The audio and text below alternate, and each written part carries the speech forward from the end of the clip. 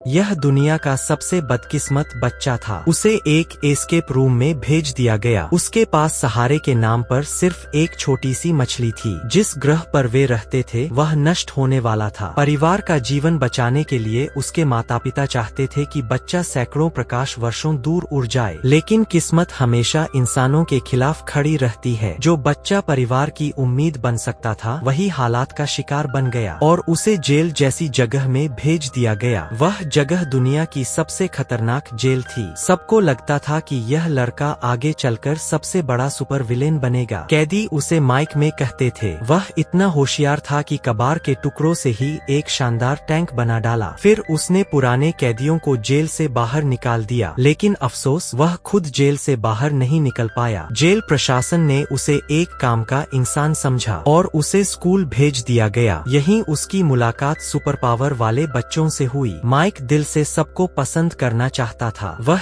एक दोस्त के लिए पॉपकॉर्न बनाने लगा, लेकिन रोशनी पड़ते ही पॉपकॉर्न आग बन गया। सुपरमैन ने तुरंत आग बुझाई और माइक के लिए दोबारा स्वादिष्ट पॉपकॉर्न बनाया। टीचर ने भी माइक की तारीफ की, लेकिन बच्चे उससे डरते थे। खुद को बचाने के लिए माइक ने एक हाई लेवल हेलमेट बनाया। अगले ही पल उसे सजा दी गई और सब कुछ तोड़ दिया गया। यहीं से उसके अंदर की अंधेरी सोच जाग गई। अगर अच्छा इंसान नहीं बन सकता तो क्यों न सबसे बुरा बन जाऊं। इसके बाद माइक हर किसी का दुश्मन बन गया, लेकिन जब भी कुछ गलत करता या तो पीटा जाता या पकड़ा जाता। वह इतना चालाक था कि खुद को बदलने वाली एक घड़ी बना ली। जेल अधिकारी ने उसे जब्त कर लिया, लेकिन अगले ही पल वही अधिकारी माइक में बदल गया और असली माइक अंधेरे में भाग निकला। माइक ने सुपरमैन को हराने का फैसला किया। उसने उसकी गर्लफ्रेंड रोजालिंड को अगवा किया। सुपरमैन बिना सोचे बचाने दौड़ा। यह एक जाल था, अंदर कोई नहीं था। अचानक ऊर्जा तोप चली। सुपरमैन सिर्फ हड्डियों में बदल गया। माइक हैरान रह गया, जिसे वह कभी नहीं हरा सका। वह यूं खत्म हो गया। पूरा शहर माइक के कब्जे में आ गया, लेकिन जीत के बाद उसे खालीपन महसूस हुआ। दुनिया बहुत अकेली लगने लगी।